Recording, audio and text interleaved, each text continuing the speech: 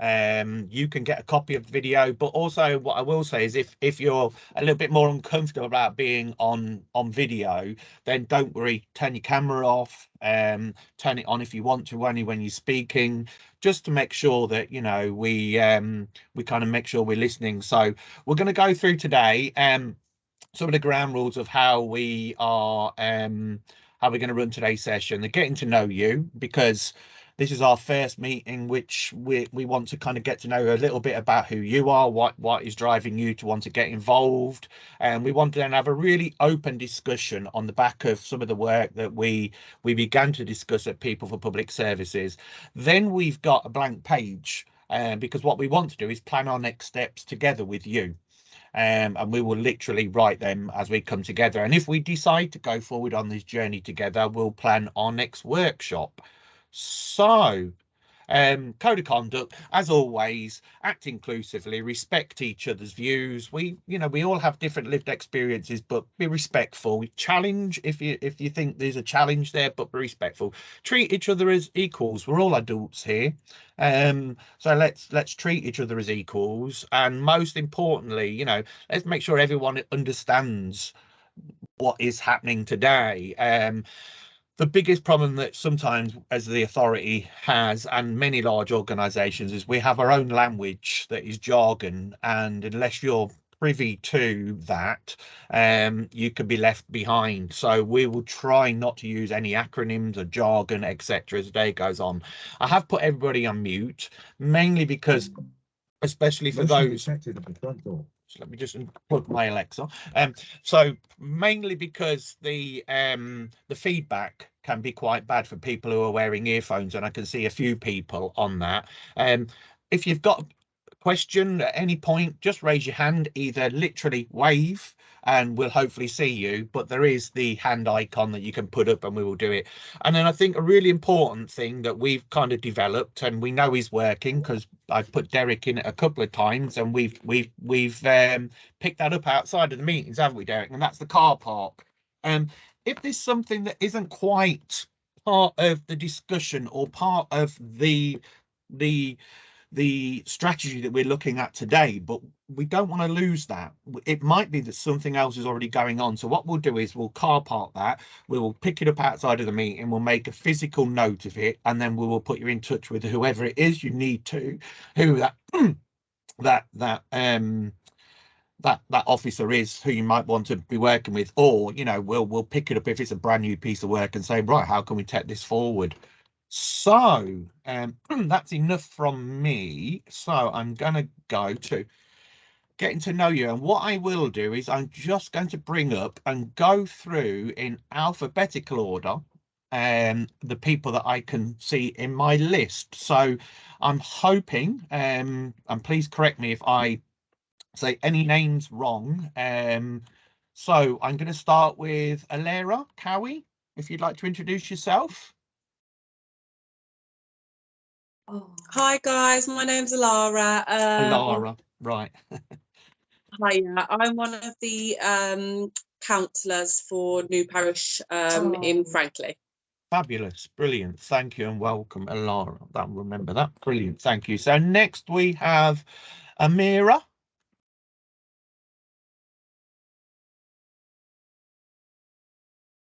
Amira Arfan, would you like to introduce yourself?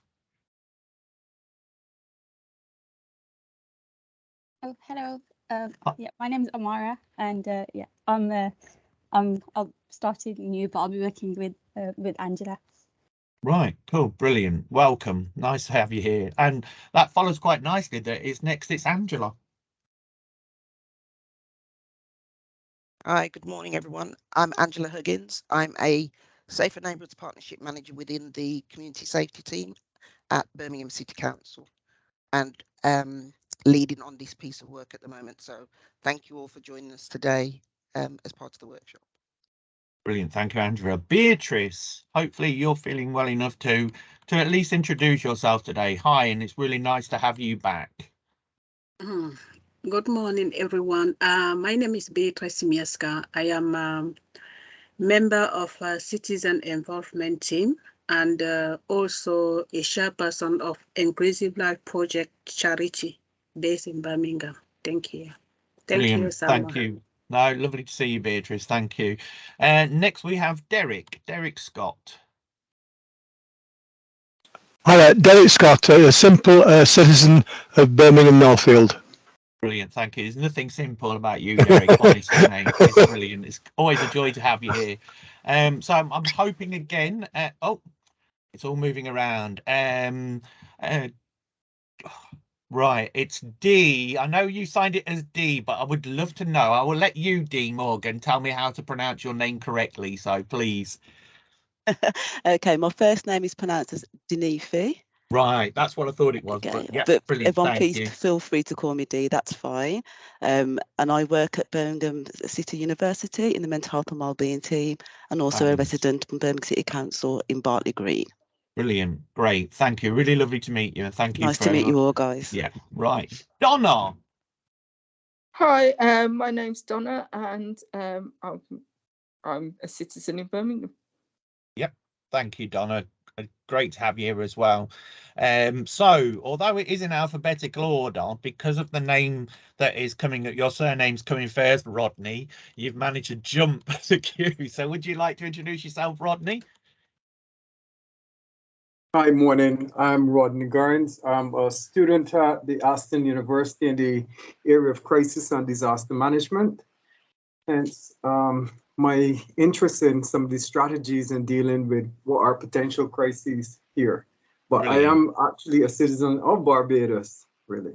Right, cool. Well, welcome. Brilliant. Thank you. Jasvinder.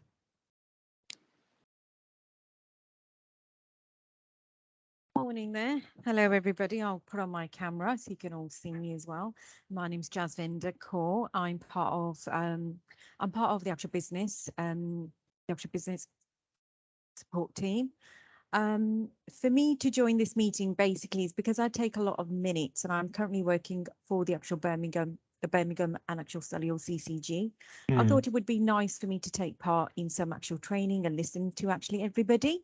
Yep. So that's why I've actually joined today. So thank you, everybody. Brilliant. Lovely to have you here. Thank you. So we've got Julie next. Julie Allen. Morning. I'm a DSL at Four Dwellings Academy in Quinton. Can I just ask you to say what a DSL is, please? Oh, sorry, Designated Safeguarding Lead. Thank you. No, that's grand. Thank you. So we've got Kareen next. Hi, good morning. Another citizen of Birmingham. I was CEO of a community center, quite interested by this serious violence and crime. So glad to have joined you. Brilliant. Great. Thank you. Kesh. No, I've jumped over Cavan, but Kesh first, then Cavan. Apologies, my alphabetical order went right out the window for a moment. No worries, I'll hop in. I'll only be quick and then we can hear from Cavan. Yes, I am Kashena or Kesh, and I am the Youth Violence Prevention Programme Manager for Birmingham. It's essentially a partnerships role, and I'm working across the Community Safety Partnership with Angela, also the voluntary sector, and working alongside the VRP, the Violence Reduction Partnership, which is part of the Police and Crime Commissioner's Office. So lots of words there, but essentially I'm working to try and create a bit of a coordinated strategy for youth violence prevention, and that's definitely why we're here today. So thanks for being here. Brilliant, thank you. Cavan, sorry that I leapfrogged you there. It's good to have you here today. Would you like to introduce yourself? Yes, certainly, no problem at all. Well, my name's Cavan Hawker. I'm a citizen of Birmingham, and I'm a board member of a housing provider called Fort House TMO that manages an estate in Harborne. And we also work in partnership with West Midlands Police and other agencies to keep people safe.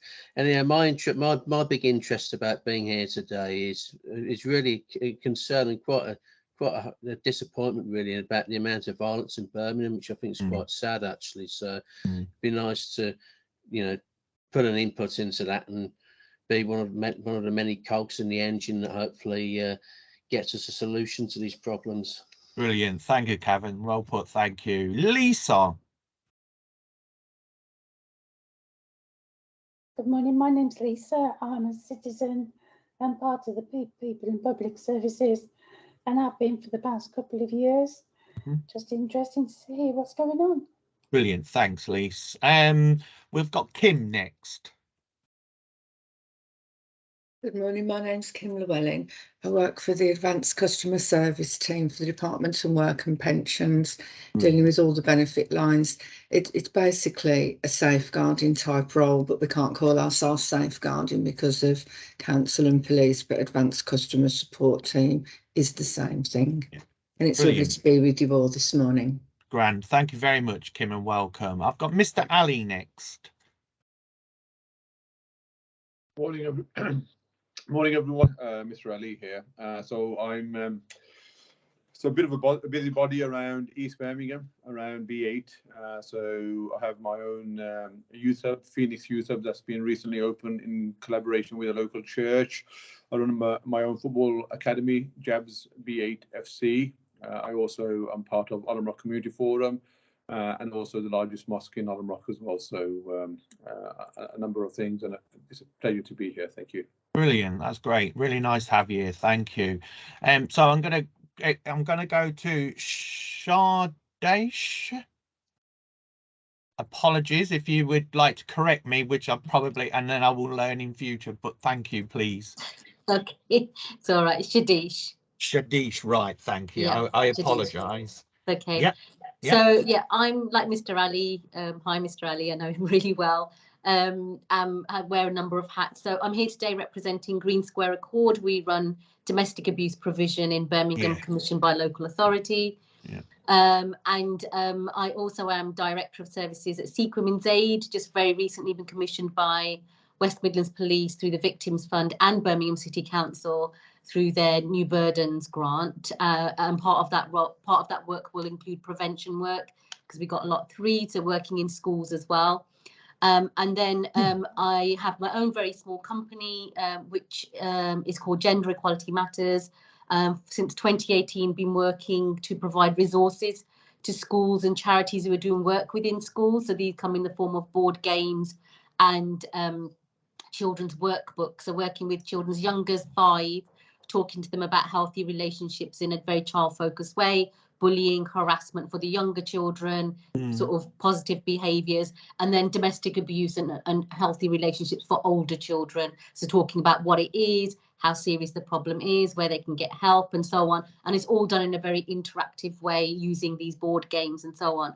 So yeah, so that's why I'm here today, because obviously a lot of my work is around prevention or crime reduction, and ways to sort of develop a better future really for our children, so that we're not sitting here talking about the same things in 15, 20 years time. Yeah, that's brilliant. Thank you very, very much. That's great. So I've got Sarah next.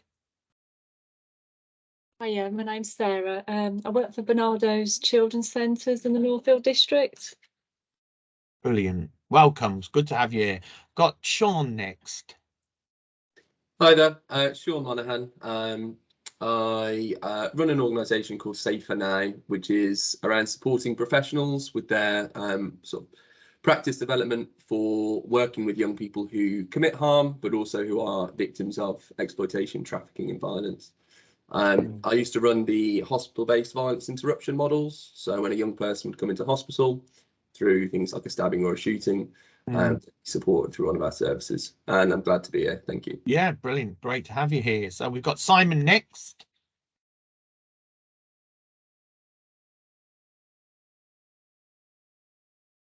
Hi, can you hear me? Yeah, I can. Yes. Hi, Simon. Yeah.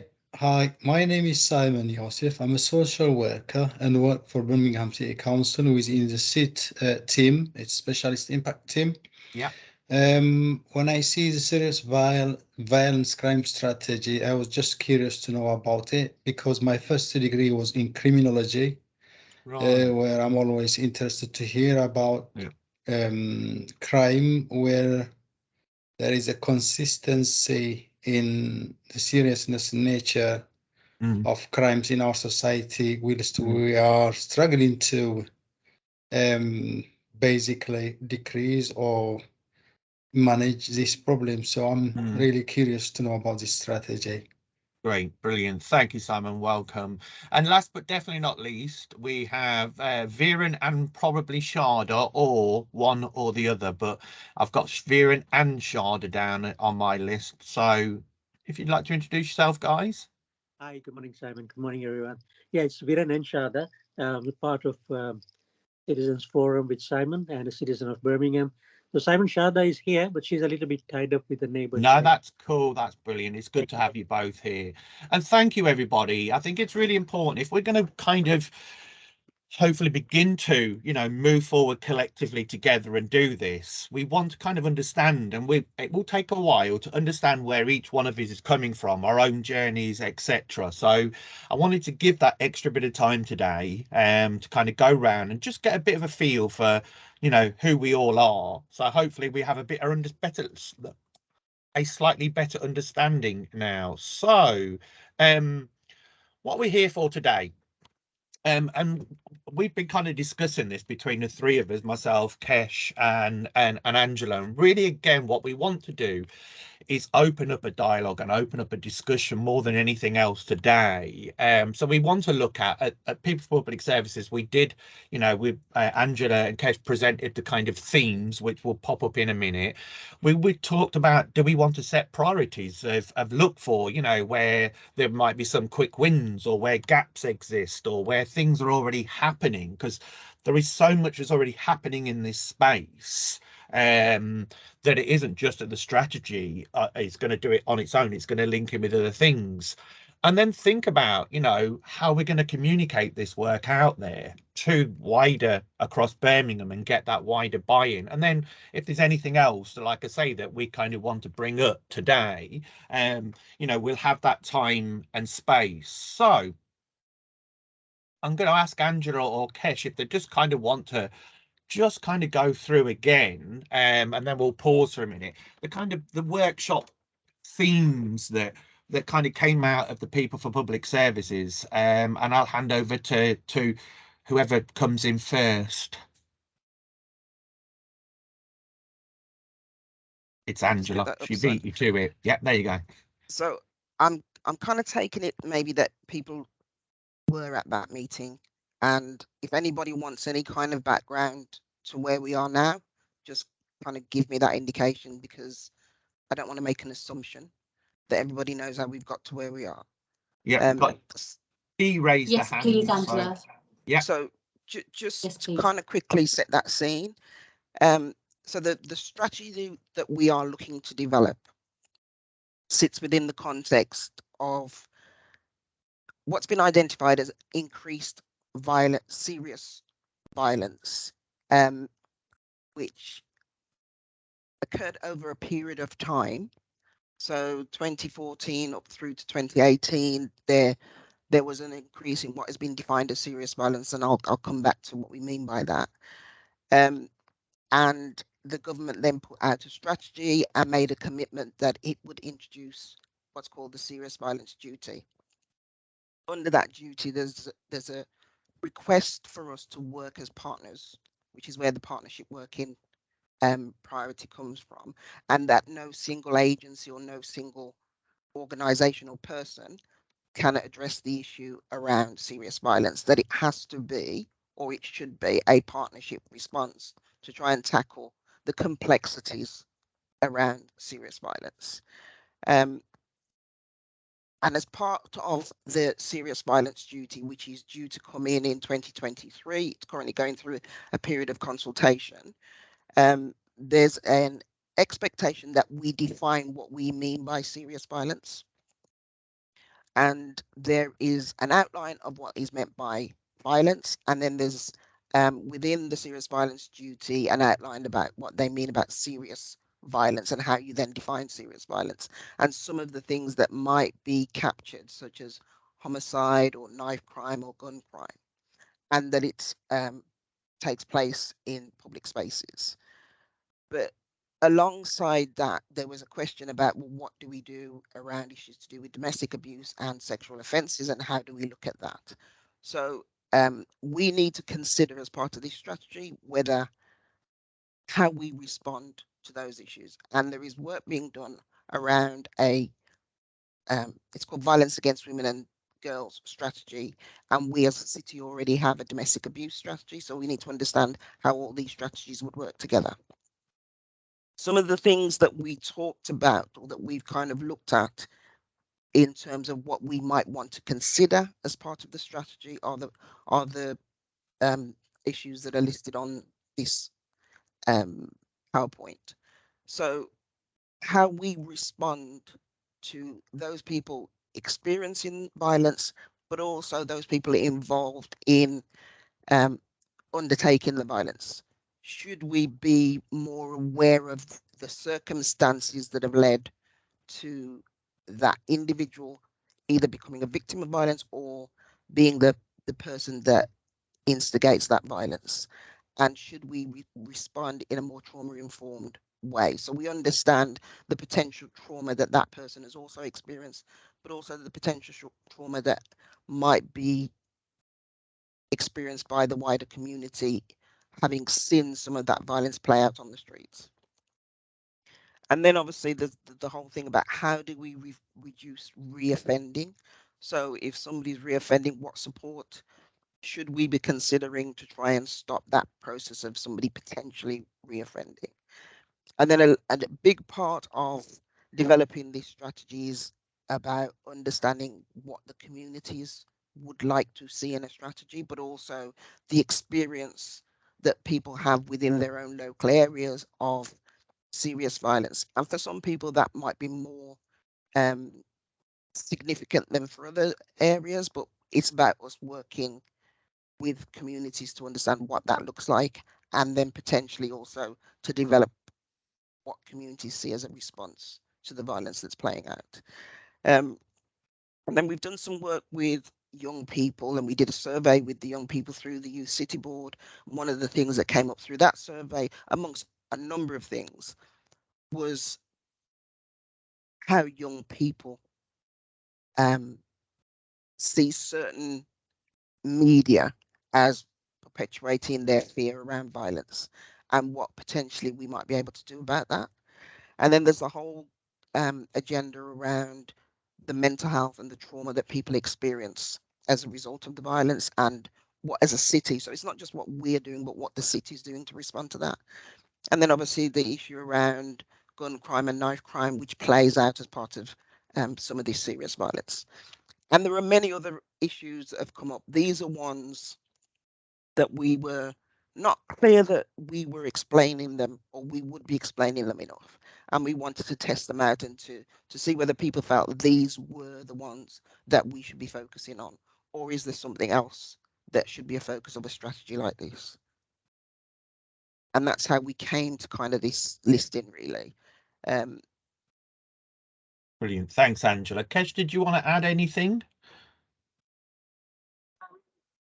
I mean, I think Angela's covered everything really well. Yeah, that I think it's good to give a little bit more explanation on each of those themes and kind of how we've got to them.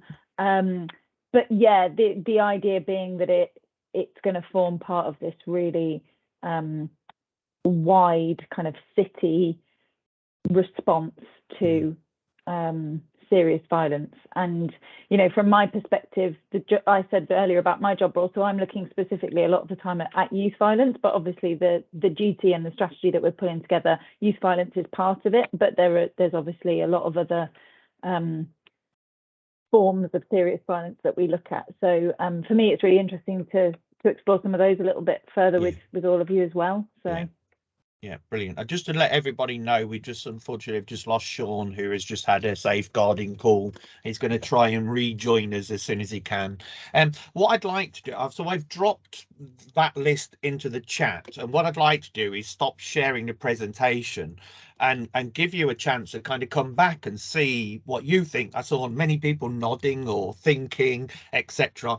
What is your thoughts? And like Kesh and Angela has said, is if you want a discussion around, you know, a little bit more, what do we mean by partnership working, or what on earth is trauma enforced approach, etc. That'd be really great. So it's really over to you guys at the moment, you know, to if you've got any questions, if you've got any thoughts, if anything that, you know, the guys have just mentioned kind of rings true, or you've got opposition kind of views, thinking actually you're going down the wrong route, then please, just come in. So I'm going to stop talking and I'm going to give you the space to come in who wishes to. I've got, when I can get my screen to change, Beatrice, your hand went up first. So then I've got Derek and then Cavan. Hello, Angela. My question is, please bear with me. I'm trying my best to be on the top today, really. My question is regarding how will you work with the community setting, engage the community, because you mentioned it earlier about working, how the community see or want to see the sorry. Don't worry, Beatrice. I know you're just doing well that you're here. So thank you. Carry on. Don't worry. Yeah. What my question is, how will you work in collaboration with the other group in the community? That's the first one. And how will you involve them into this strategy? Because saying that, we are the grassroots. I am as a community champion. We work alongside with everyone in the city. We all face this problem. Sometimes it's very difficult for the citizen or any vulnerable person to come across your services or someone on the team. But it's about confidentiality, because get up to express your private life, what you are going through, is not something very easy. But my question is, how would you work in collaboration with such organization like our organization for the better outcome to the citizen in Birmingham? Thank you. Sorry if my question is not. Beatrice, thank you, and I'm so glad. I know being Beatrice, I've known you for she's been very poorly over the last few days, and I wasn't expecting her. So thank you, Beatrice, and please don't apologise for being unwell, mate. Okay, so Angela Kesh, go. Would you want to answer that?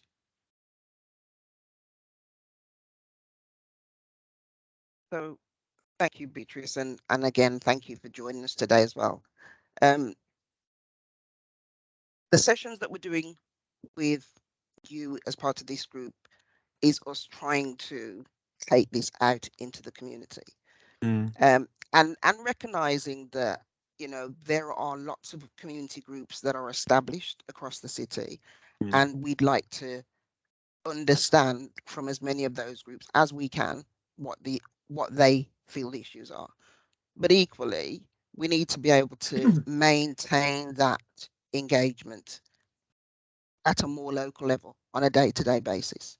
So we have a number of, so when I say we, the Royal We, so with the VRP, Violence Reduction Partnership, they have set up a number of what they call stakeholder groups, which they're trying to set up in different parts of the city, which allow the community to go in locally to a group and have conversations and discussions around issues that concern them in their locality. So we're not expecting everybody to have to come into the city centre or to go somewhere else. They're trying to establish those locally and encourage as many organisations and individuals that want to be part of that, so that we can keep these conversations going. Because we recognise this is not something that is going to be addressed simply by us saying that we want to write a strategy. We need to work out how we work within communities to try and resolve those local issues that add to this bigger picture that we see around violence. So if there isn't a forum or a stakeholder group that's already set up in the local area, but I think there might be, Kesh, correct me if I'm wrong, then that's one of the things that we can do going forward, is to support that establishment of that stakeholder network on that side of the city if there isn't already one in existence. In terms of these discussions, what we want to do is to expand this out. So, you know, as many people as want to and can be part of this. And I know Simon has said we might try and do this in different ways. And obviously at the moment we're doing it online. But if we're able to do a face-to-face, then we want to do that as well. And part of the reason that we want to do this over a period of time is that we allow people the platform to be able to come and talk about specific issues that are of interest to them, as well as the wider agenda as well. So there might be things that are very specific that you want to talk about that we might not be able to do in detail today, but then if we do another workshop, that might be something that you want to come to again. But equally, as I say, the stakeholder networks that they're trying to set up is about retaining that ongoing discussion with the communities, but also for the communities to be able to suggest ways of addressing some of these issues. Don't know if that answers the question for you, Beatrice. Yeah. Sorry, thank you. No, I think I'll just add a very small comment on the end there, because that's a very great answer, Angela. And I think those meetings are going to be really key to trying to keep that long-term partnership with the community going. I think what it would be great to hear from all of you is, if you've heard of those stakeholder meetings, obviously some of them aren't set up yet, but once they are set up, I think having this group and obviously this group can grow and expand, but getting feedback from you on whether you have awareness of those, because I think that is quite possibly an issue that from my experience, I'm quite new in my job role, so I've been trying to learn about what networks exist and what groups exist and how we're engaging with people, and I'm finding lots of different spaces, but I'm not necessarily seeing that everyone knows that those spaces exist. So I think that's a real challenge for us, and it would be really good to have your feedback on that, and then we can just make sure that we're sharing that with more people. And a key part of my job role as well is that bridging that gap, I guess, between the work that's happening on a grassroots level that we acknowledge is quite often the best kind of response to issues in a local area, because you know your communities better than anyone else. How we're connecting that in with some of these wider city kind of strategies or partnerships that work across the whole of the city. So hopefully I'll be of use in that space as well. And I think, like Angela says, this group is just key for us in terms of the development of the strategy itself. That's how we're really engaging the community. And then when it comes to implementing it, we'll have those kind of stakeholder meetings. And as I say, there are various other spaces where conversations like that are happening, but it's just making sure that you're all aware of them. Yeah.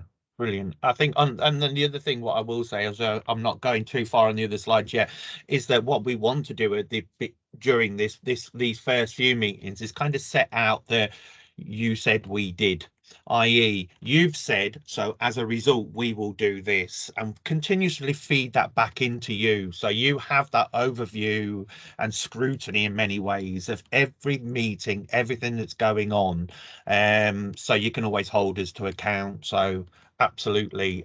Derek. Hi, unmuted.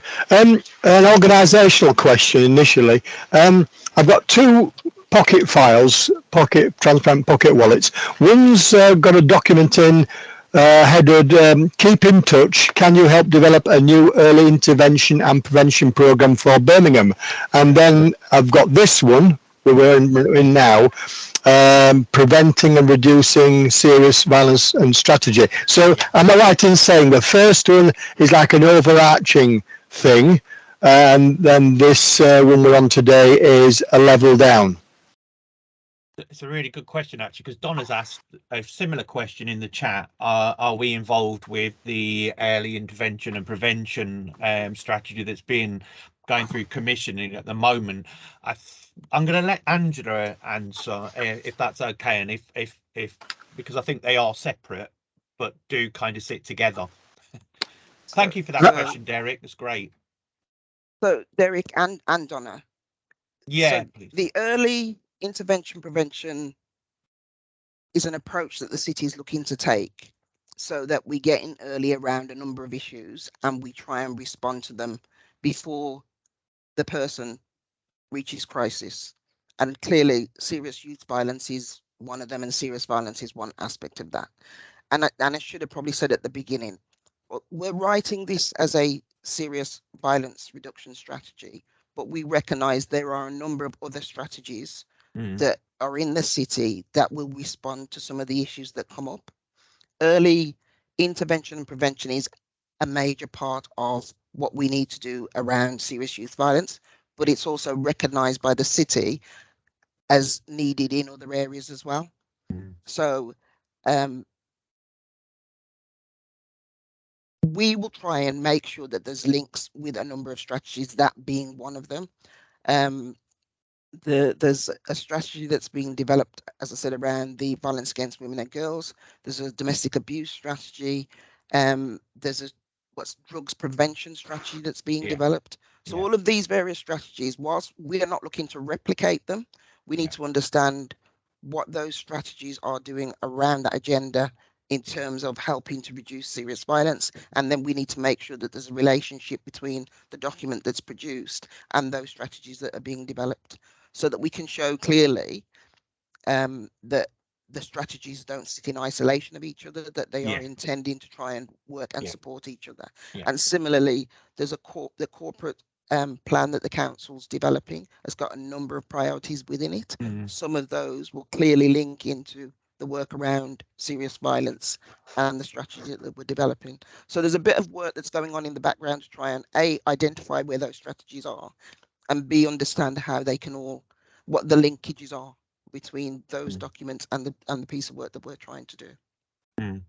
Brilliant. Thank you. Makes Thank you, sense. Angela. Yeah, it can be a little bit confusing. And I think the way that Cal Vinder, who spoke at People for Public Services, I think it was only last week, said is that the bigger strategy looks at that universal space and is pulling in around the integrated care service or integrated care system, which is joining up adult social care, joining up the NHS, joining up in lots of different partners. So what I think this strategy does is sit within that, as Angela said, but it's a key separate part that will feed into. So, but I think in general, it's a much better philosophy, much better way of looking at how we deal with things in Birmingham, rather than being reactive, is to try and preempt and deal with the problem before it's even manifested itself. That I think is key to everything that we're trying to do. So I can see there are some questions in the chat, but I just want to get some of the hands dealt with first. So I'm just going to come back to my list, and I think it's Cavan next. Hello, thank you, Simon. I think in terms of obviously the violence going on within the city, I think there's obviously definitely issues that are causing that to happen. Now, what I think the problem is that there's a lot of young people that are under financial pressure, under social pressure from social media, and under pressure from things such as online gambling, which is causing a hell of a lot of mental health problems, causing a lot of social and economic pressures. And I also feel that another issue as well that's caused issues for young people is them being forced to have expectations of them, they've been put on them by market forces, such as, for example, fashion, having Instagrammable, for example, like having an Instagrammable bedroom or Instagrammable shoes and so on. There's all these market forces and all these sort of financial pressures coming down on young people. And I think what we really need to do is try and give young people things to do, give them stakes in the community, set up community groups for them and give them the opportunity where they're not judged on what trainers they're wearing or what clothes they're wearing, but they're actually judged on the quality of character, what can they do for other people and so on. And I think, those are really key things into like giving young people, security, stability, an identity. And I think more than that, actually giving them the opportunity to have a childhood and have a young adulthood where they can actually grow up without these pressures being put on them. Yeah. Brilliant. Thank you, Kevin. And what I would do is point people in the direction of another program that's happening that's trying to deal with exactly what you're saying, which is the preparation for adulthood and transition team. So after this meeting, I will send links into that group. But absolutely great. Thank you. Jasvinder, would you like to come in next? Yeah, I will. I just wanted to say, Simon, that I know Cal has been working really, really hard. She's been absolutely brilliant. As regarding, was it to Kevin's point, as he was saying that, you know, this youngsters doing actual gambling, it's not just youngsters, but I've even known adults trying to gamble. They're having mental health issues. But I went to a neighbourhood watch meeting at the actual grammar school, Handsworth, and they're doing a lot of work with actually tackling knife and actually gun crime, because there was a recent incident a couple of weeks ago with a very young boy, and he was 13 years old, and he apparently died immediately. So they're doing a lot of work with them. And the neighbourhood watch, I mean, if somebody wants to come to them, because they do have the Birmingham City Council as part of it, they have leaders coming, they have like the actual residents come, it's really useful. So that could be something that people could come to, like from this group, and have some sort of, I don't know if somebody wants to join and see what it's about and input into it and help in that way. So Brilliant. again, you've got police, housing, different leaders, councillors. Yeah. So if you did want to know any further information, I'm actually happy to share it, Grand. which I mean, would yeah, be really please. useful. Yeah, no. And obviously, if there's anything that you think, you know, actually I'd like to share with the group, the easiest thing to do is email myself, and then I'll cascade that out to absolutely everybody, until we get to a place where we're happy to kind of share things more meaningfully between ourselves. So thank you for that. And I think that's really important. There is a lot of work. Just to reiterate what Angela and Kesh have said, there is so much that's already going on. Part of what we want to do is make sure that you're sighted of that and can get involved in them and how they both cross in and feed in. So I've got Alara next. Hello guys. Yeah, really interesting and really good to hear kind of where the strategy is kind of aiming to go. One of the questions I have is with so I work with a lot with the organisations local to me as part of the parish council, and obviously we've been in contact a lot with the Violence and Crime Reduction Unit, which I think has been mentioned, obviously part of West Midlands Police. We've had quite a few meetings with them, which has been really positive.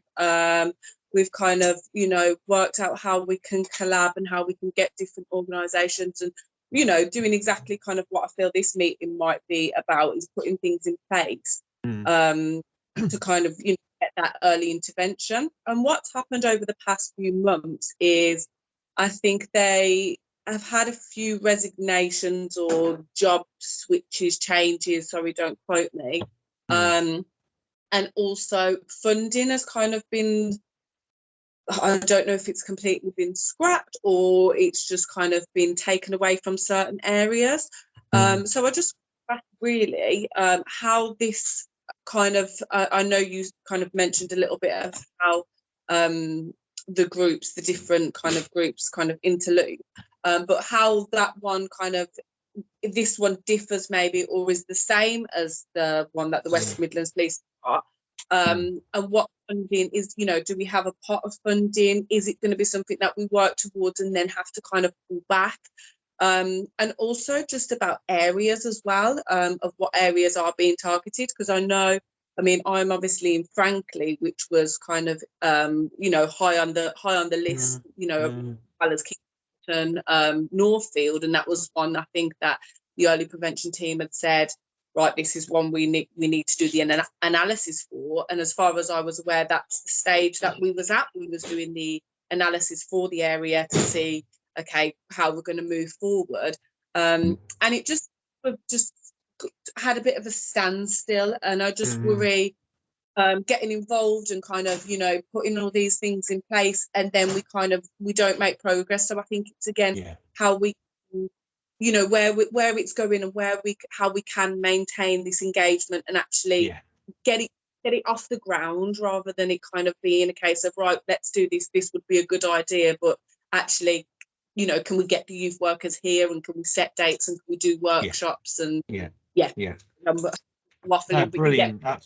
That's great. No, thank you. It's a really, really great question. I'll let the guys come back in. So again, I don't know who wishes to come in first. Shall I start, Kesh? There you go. Go for it, Angela. Yeah. So there's a lot there, and so bear with me just a little bit. So the first one of those bullet points, which was about partnership working. So we, as Birmingham City Council Community Safety Team, work alongside the West Midlands Violence Reduction Partnership. And when the violence profile was developed for Birmingham, and there's been a number of documents, but frankly was one of the areas that was identified as what's called an impact area alongside Lascelles. And there were specific teams that did go into Lascelles and frankly 3 estates. And there is I want to call it stakeholder network, but there is a network that runs on that side of the city. You're absolutely right. There's been some personnel changes within the VRP. So previously we had what was called a community navigator located on that side of the city. Because they're going through a little bit of a change, they have now appointed new people, but we haven't got the names yet. And just to kind of add to that is that their funding was year on year, which is why they had that bit of a cycle where people came and went. They've now got a 3-year funding cycle. So the likelihood is that they'll be able to put in place arrangements which is for a longer period of time. Alongside the VRP in that local area, we, as a community safety partnership, we have what's called the local partnership delivery group. So they would have connected in with the VRP and the stakeholder network that was set up on that side of the city. So just in terms of the kind of those local arrangements, I can take back as an action into our local partnership delivery group if there are connectivity issues, because I think it's just because the VRP have gone through some personality changes and people have moved roles. So it might just be that that's the reason why the group maybe hasn't met as frequently as it was meeting. In terms of that, the wider question around funding and what the strategy is for. So the strategy is a citywide strategy that we're trying to do a response to. And as you can imagine, whilst we're talking about serious violence, it plays out differently in different parts of the city. Yeah. So some of it is about how do we produce a document that allows for a local response into specific areas because there's a particular need in that local area. So I'd ask you to just bear with us and stick with the groups, because there are ongoing conversations about where do we put investment of whether it's youth workers or other officers into locations. So we've recently been having a conversation about we're going into that summer period, and youth services are investing some staff that will go into that part of the city and other parts of the city as well. It's just that I think it was raised with us that there had been a bit of a deficit in that location, and they've revisited that and they will be putting some stuff into that local area. So the group will continue, I think. It's just at the moment, because they've changed personnel, I think that's why things have maybe stood down a little bit. I hope that answers part of what you were asking. Yeah, perfect. Thank you, Angela. Great. I Brilliant. don't know, Thank you. Kesh, if there was anything else you wanted to add on.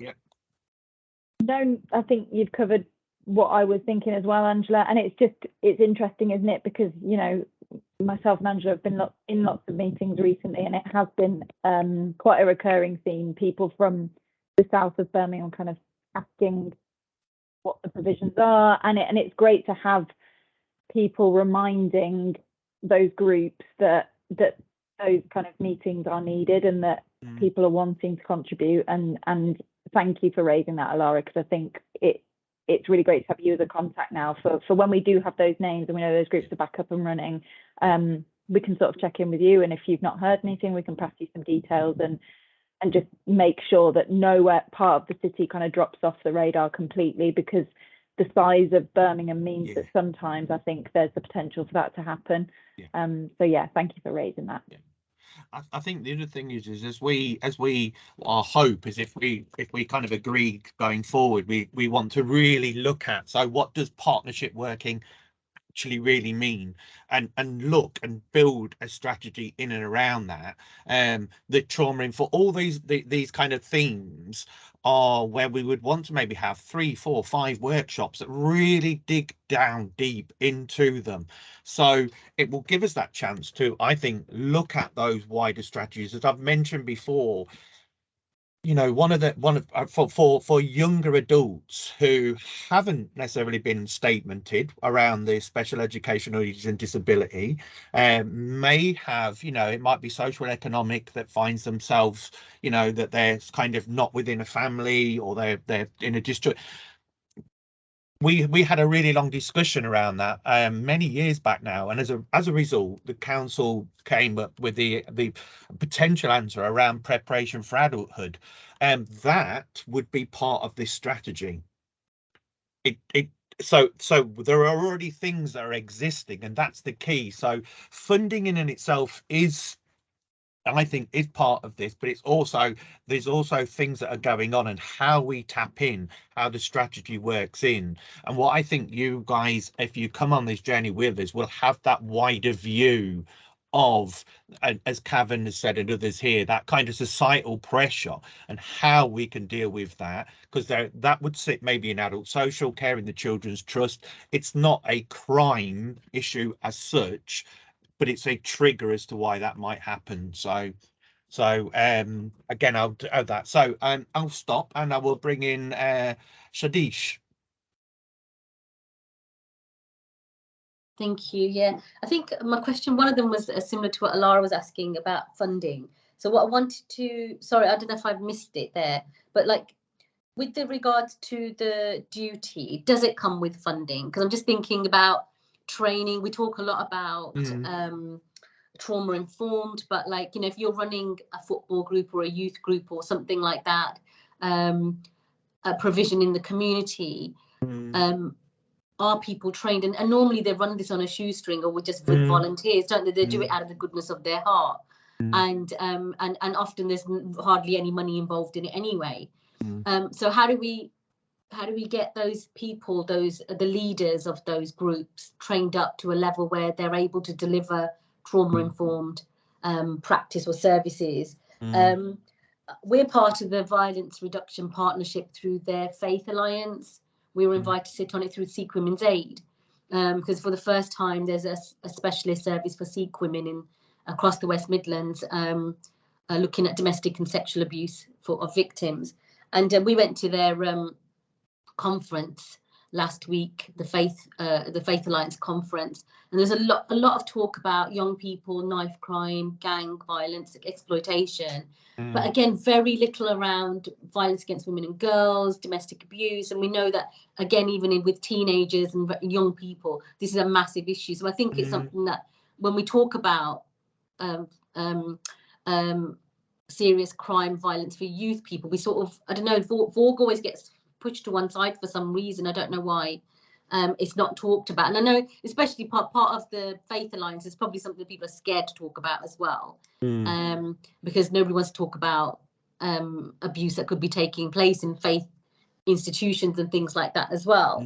And obviously something he's looking at, because we know the police report that, you know, sort of 40% of serious crimes, violent crime, is domestic abuse related in some way, isn't it? It's like knife crime. When we think knife crime, we think about gangs and youth, but actually how many domestic homicides happen because of knives? You know, it's one thing that's available in people's homes and often leads to the death of mainly women, but obviously men as well. So I just think that's something that we need to look at. And yeah, I agree, we need to work more collaborative. There are so many services out there, but not everybody knows about them. And you know, there was obviously with the Commonwealth Games, would have been opportunity to showcase so much of this, but I don't know, there's not been much information about how you get involved. I've seen loads of people online saying, oh, we're involved, caterers, these groups are involved, but I don't know how that was commissioned or how that was you know, sort of where people were invited to tender to be part of that, even if just exhibitionary, you know, so that people coming to the city can see, you know, people from the city that are attending games can see what's available, you know. So it doesn't have to be that you're there selling anything, you know, it can just be for from an exhibition perspective. There is lack of provision, obviously we know that because of funding cuts and things, probably from central level government, not you know, and obviously everybody fighting over the same pots of money, whether it's lottery or whatever it is, everybody's fighting for the same money.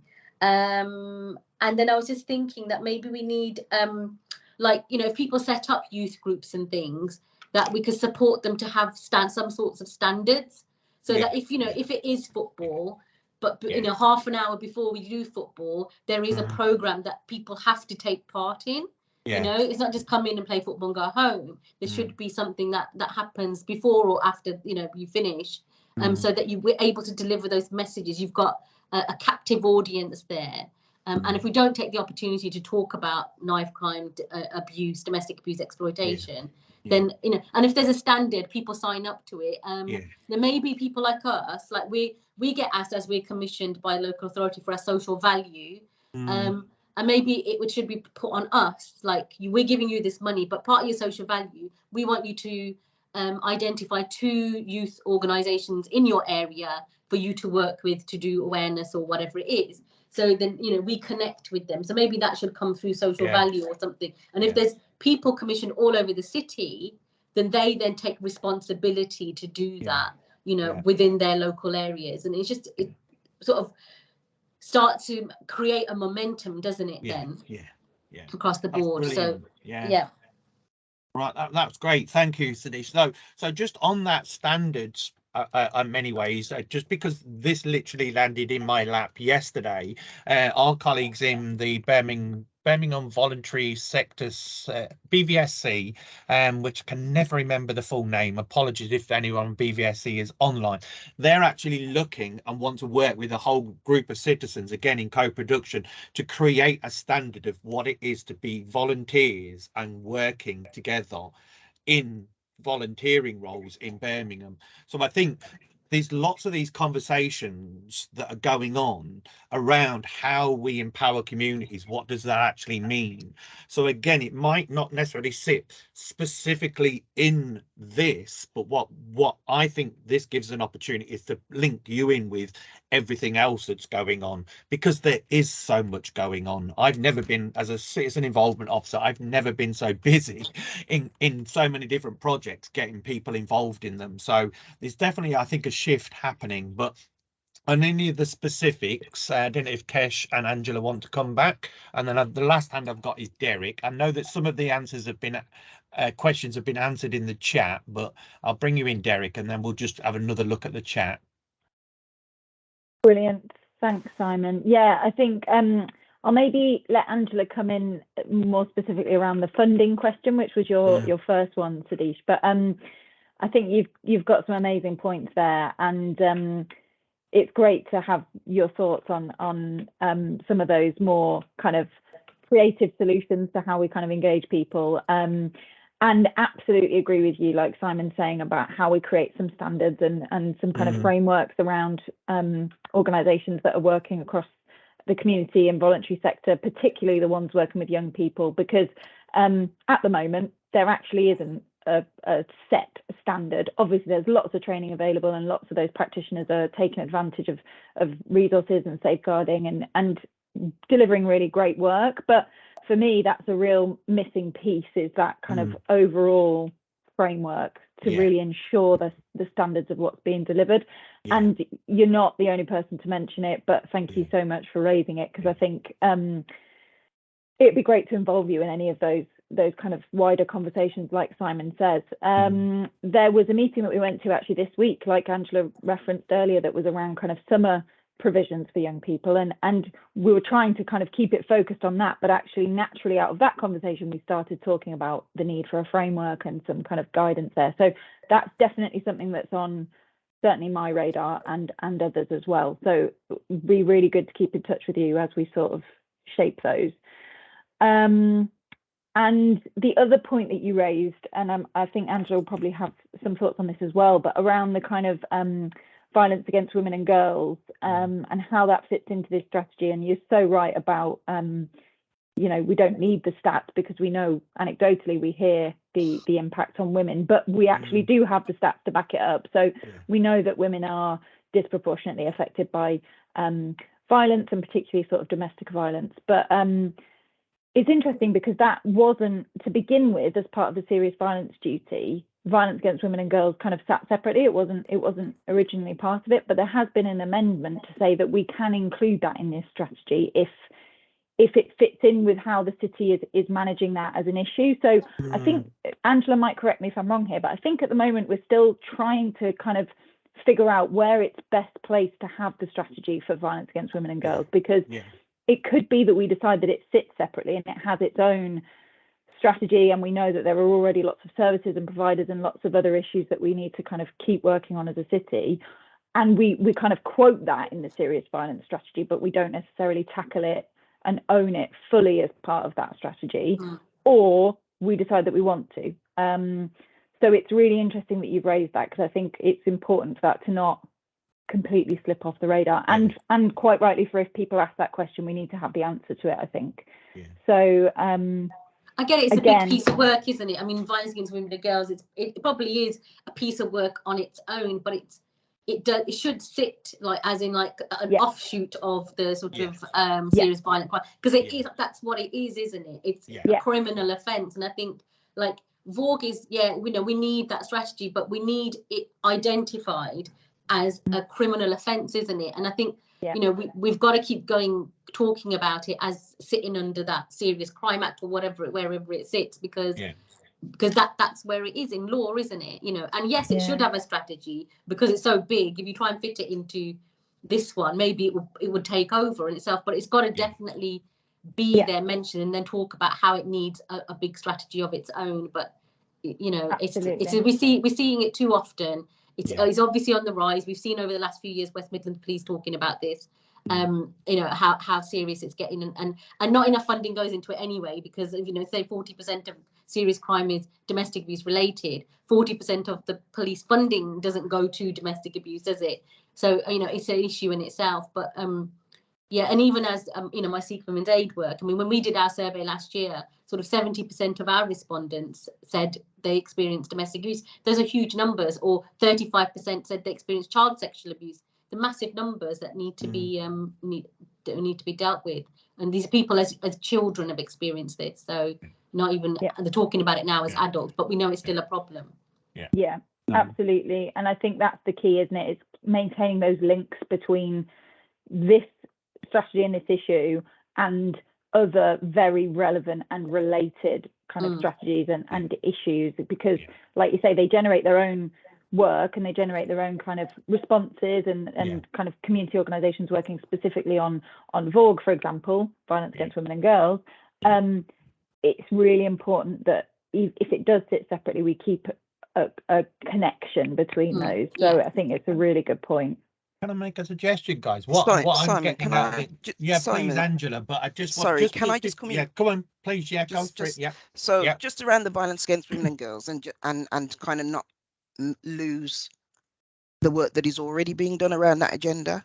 So this strategy is obviously very specifically focused on serious violence, recognizing that there are other forms of violence that interlink with this work. So the job that I have within community safety, there were three of us. There's only me at the moment because the other two people, the jobs are vacant. One of my colleagues was very specifically looking around victims and vulnerability. So the work around domestic abuse, the work around violence against women sat within that priority. So for us as a team, there was always going to be a link between the work of that priority and the work of this priority. We have got somebody that's doing what they call the strategic needs assessment for violence against women and girls, and that's the bit around the data that you're talking about. What do we understand around the data? And then what will we use to produce a strategy similar to this strategy? What we're trying to do is to make sure that the two strategies interline, and the domestic abuse strategy that already exists in the city also interlines with this one. Yeah. In terms of the Commonwealth Games specifically, there is an element of the Commonwealth Games which is looking at violence against women and girls. Yeah. Because there's an understanding that there will be more women competing and more women potentially coming into the city. What they want to be sure of is that women will be safe as they go around the various Commonwealth Games events. So there is a task and finish group that has been set up under one of our local partnership delivery groups that is very specifically looking at violence against women and girls around the Commonwealth Games. And that will obviously continue as part of the SNA that's being developed, but I think it's just recognising currently that there's a lot of concerns, and we've got this big games that's coming into the city next week. So they want to be sure that people can be comfortable going to the games and understand that we as a city are doing whatever we can to make them safe as part of that. There are other areas, so the PCC are also looking at violence against women and girls, and the VRP, so the Violence Reduction Partnership, have a lead officer that's been appointed to look at violence against women and girls. So I think as a city, we recognise that it is a big agenda, and we recognise that we need to do something around it. I think there's a question about how some of it links in with the work around domestic abuse and the strategy that exists there as well. And it's just unfortunate within my team that that post is vacant, but we are looking to fill that post at the moment. Just in terms, because you asked also about the trauma-informed practice and where people find training for that. The Violence Reduction Partnership do regular training around a trauma-informed approach. There's no charge for that training. You just go onto their website and you can book yourself on. There's a series of live training, and then there's a series of webinars. So the training's already taken place, but then you can just work through it. So if we haven't got it, what I'll do when I finish is just put the link in the chat. Yeah. But it's open to all professionals or anybody that's interested in that agenda.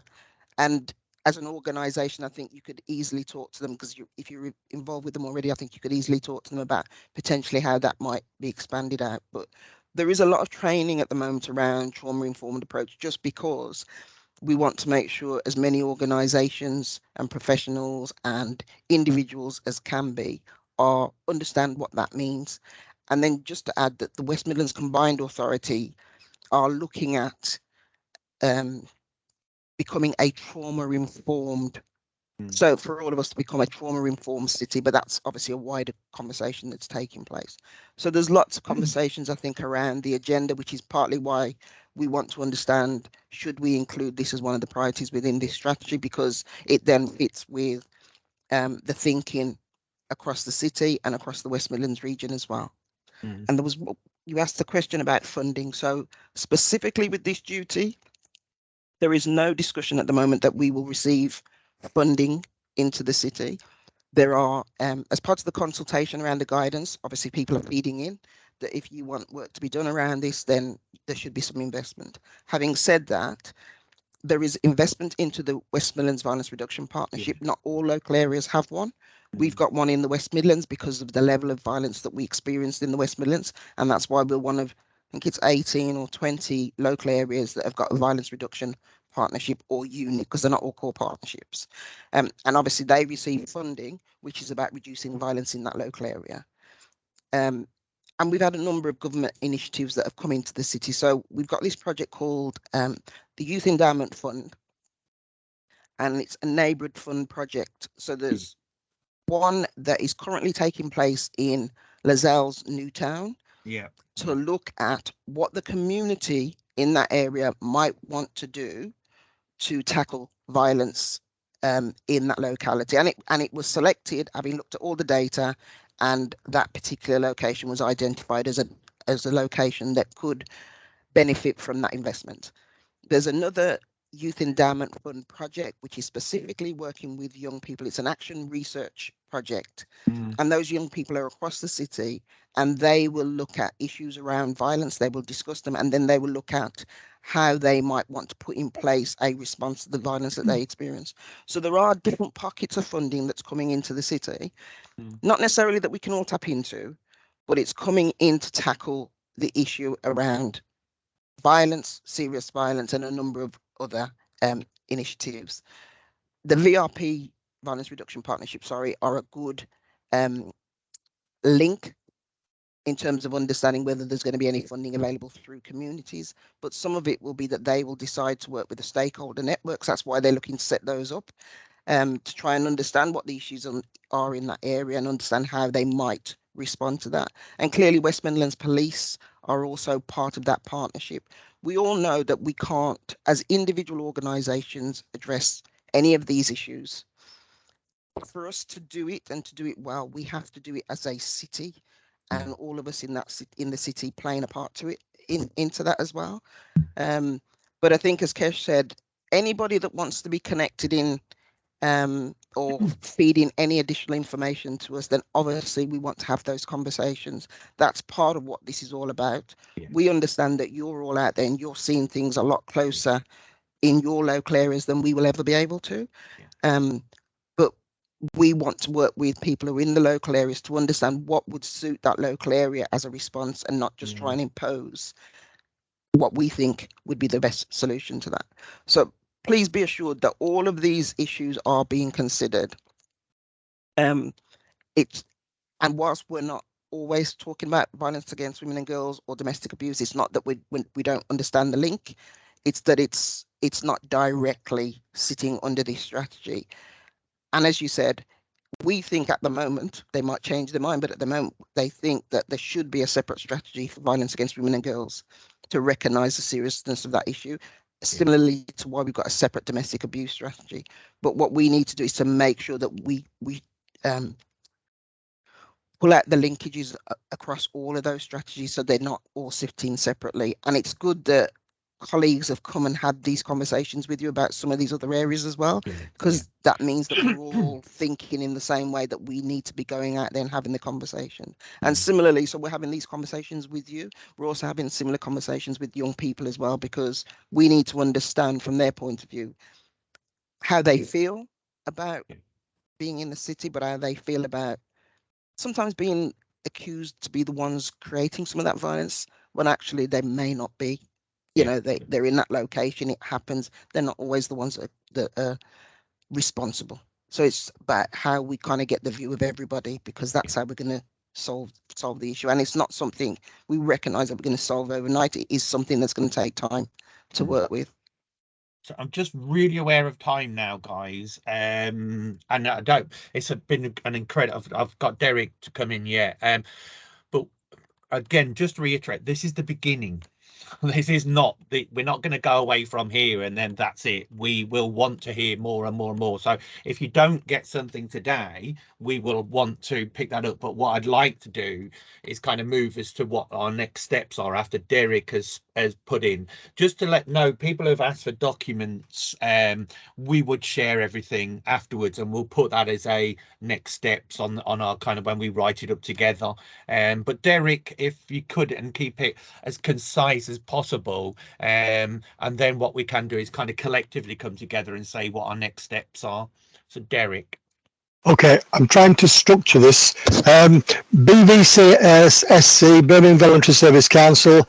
Angela mentioned SNA, don't know what that means. One of the guiding things I've got in my organisation is that keep my personal word cloud: journey, life cycle, scope, holistic, integrated feedback loops, organising charts, bi-directional dialogue. Charities, involvement of first, second and third sectors, and you covered quite a lot of these. I was thinking about police, prison, probation, ambulance, fire, police crime commissioner, West Midlands WMCA, MPs, councillors, city councils and committees. But you covered quite a lot there, and the sort of flavour of what you've been talking about is how we put all this together and people get it in their heads that there's an organisation, there's massive amounts of work, there's really at the bottom there's super granular stuff happening, and then there's how does that get condensed and summarised and without generating silos that don't talk to each other. That's a sort of, call it the word cloud and mouth cloud. That's it. Yeah, no, brilliant. Thanks, Derek. That's a great way to put it, to finish a last kind of comment. Angela, did you just want to pick up on any of the acronyms there?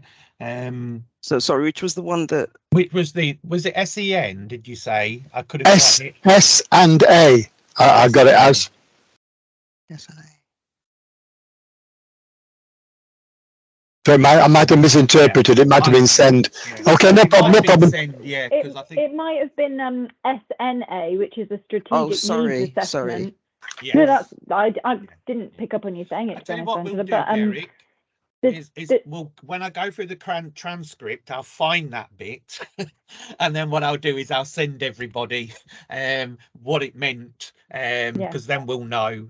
But thank you for picking up. Simon, just to say, just for Derek, straight off, a strategic needs assessment, so SNA, that's what we've used to identify areas that need support on certain issues. So when we were talking earlier about Lozells or Frankly, for example, being picked as areas, there would be a strategic needs assessment for those areas to say what's required. And we've done the same across Birmingham for this strategy, basically to create the violence profile, which is something that I've discussed in the chat separately as well. But yeah, that's probably what it was, I think. Yeah, that's it. Thank you. Brilliant. Thanks, Derek. And we will go through and find any acronyms that we did use and send. So I've just got Kimberly just popped in a question in the chat. If we could quickly pick that up. And again, that might be something that we develop and pick up wider as we go along. But it is, what plans are in place for people followed and harassed in the community that are not part of gangs when they try to prevent veins, and then she put violence or crime happening. I know the see something, say something is available, but where do I go to get help? I don't know if you just want to quickly come back on that, and maybe we do link in afterwards and send those links to Kimberly personally. Angela? Sorry, I'm trying to unmute. So yeah. So if people kind of want to anonymously report, then there's Crime Stoppers. And we're currently working with Crime Stoppers as part of a bigger piece of work. So I can put details in of Crime Stoppers if that would help. And then obviously West Midlands Police, they have, I'm trying to remember what their online tool is called, but there's an online tool that they have that will allow you to report as well. So it's if it's kind of you want to talk to somebody directly, then we could probably find out what area it is and then maybe get a connection for that location if you want to talk to somebody directly rather than just going online and reporting as well. Thank you. And we will, we'll send those links afterwards. I've got a number of links that we want to kind of share afterwards. So one of the things I would like to do is just kind of summarize where we've been today. I think it's been a fantastic discussion, and we wanted to keep that. Hopefully the word isn't enjoy, because this is not an enjoyable thing to be discussing, but it's been a really interesting, really important discussion, and hopefully it's been open. You felt that comfortable place to be able to bring those things, and we want to continue along that road.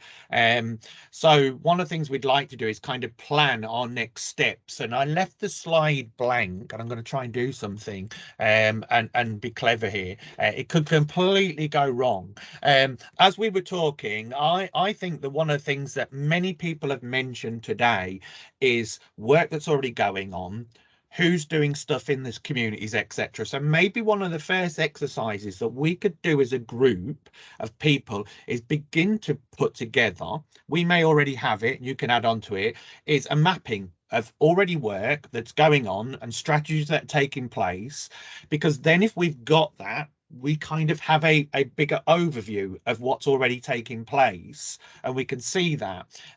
Because one of the things that we would want to do at some point is look at, sorry, something fall on me, is look at the gaps. we know there are gaps in provision in particular areas, but there might be gaps quite literally in and around community-led things, community responses, etc., etc. So maybe that is, I think one of the big things that's come out today is a continued conversation on the violence against women strategy, where it sits. And oh, I'm sorry guys, I clicked on the wrong PowerPoint. So I think that would be something we want to kind of come back to and look at. I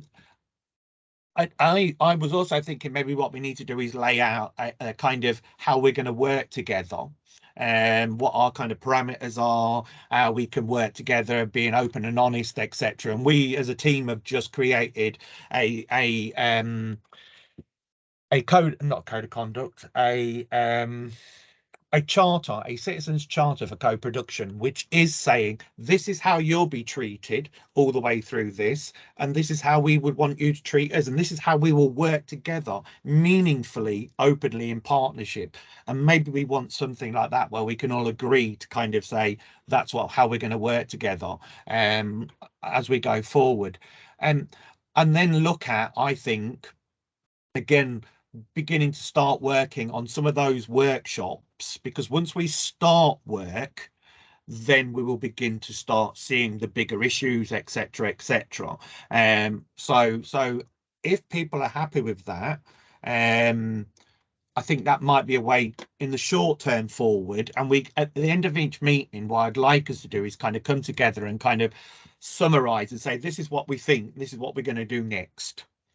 Rather than just say we're going to go away and do this now, and if we are nice, we'll get in touch. That's not how we're going to work. It is going to be, you know, we want your feedback all the while in this. So, and just on your question, Donna, because it's literally just popped on my screen, yes, I will make sure that Cal and Kesh and Angela are put together so that they know that the different work that's going on. So oh, there you go. Angela's just answered it. So does that seem like a reasonable way forward? Anyone have any objections? That's maybe an easier way of putting it. Yes. You have an objection? No, yes, the way forward. Right. Yes. Be more specific, Derek. Yes, just in general. Okay. So what I would do is I'll kind of collate with Kesh. Simon, did you want to say something? Yeah. No, just Alara. She's giving us a wave. She gave us a wave. Oh, go on, Alara. Yes, please. I couldn't see you. Yeah. I'll keep it really. Can you hear me? Yeah, we can hear you now. Sorry, I'll keep it quick. No, I think that's a really good idea and a really good way of going forward. One thing you mentioned was doing mapping of seeing, you know, what you got in the area. Yeah. Do you guys maybe have any resources available as like a template for us to kind of work off? So maybe we're all kind of working off the same template. Yeah, that's a good idea. Our areas, if you've got anything you can send over, that'd be fantastic. Yeah, I'm going to add that to the list. So I think that's a good idea. Absolutely. Yeah, and what we can do is one of the things that we're able to do with Teams, which I only just properly discovered yesterday, is what we could do is if we get this and and you guys want to come along, we as the authority can actually get you, I can send off with all your emails, etc., and get you Teams accounts at the same level as ours, which means that what we can do is we can have a space on Teams where we can share documents and create them live together, etc., rather than the constantly bouncing around. So again, what I would say is if you are definitely, you know, I would hope everyone who's been on here today and been involved would want to carry on. And then what I can do is send it to our IT department and say, can you get them a full Teams account? Which means that at any point you can access that combined space. Does that sound like a reasonable? I can add that to my. I saw a few nods. Derek, do you want to shout yes again? Yeah. Yeah. To put create, although I can't spell. Right.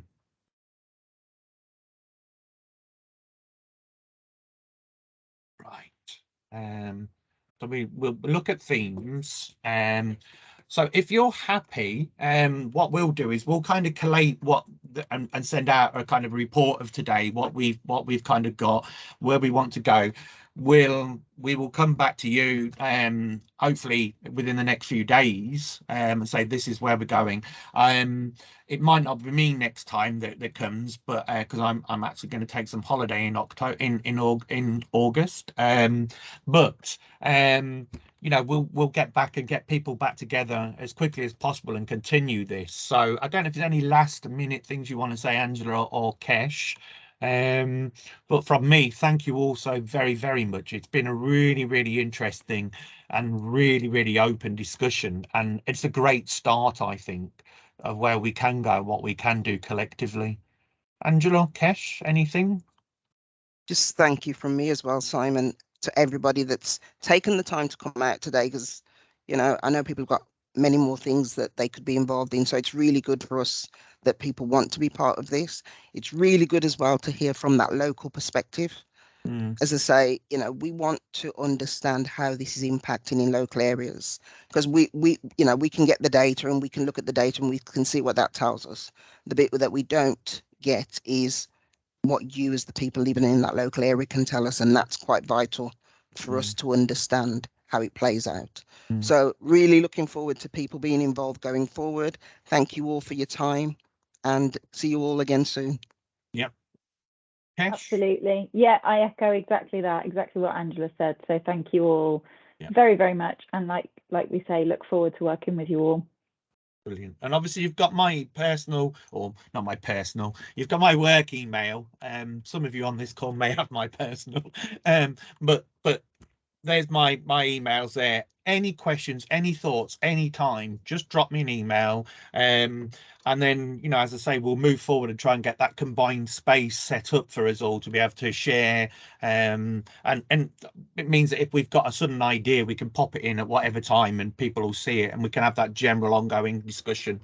So again, thank you all. Thank you both to Angela and Kesh. That was fantastic today, that, you know, to have that and be, you know, you guys pouring that energy, etc. And it does feel that, you know, things are moving. So great. Thank you all very much. I'm just looking at it's still cool. So you could go outside today and enjoy a slightly cooler day than the last few days. So thank you all. Take care and we'll see you again soon. Okay, bye-bye. Thank you. Bye-bye.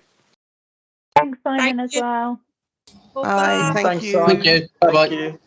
Bye.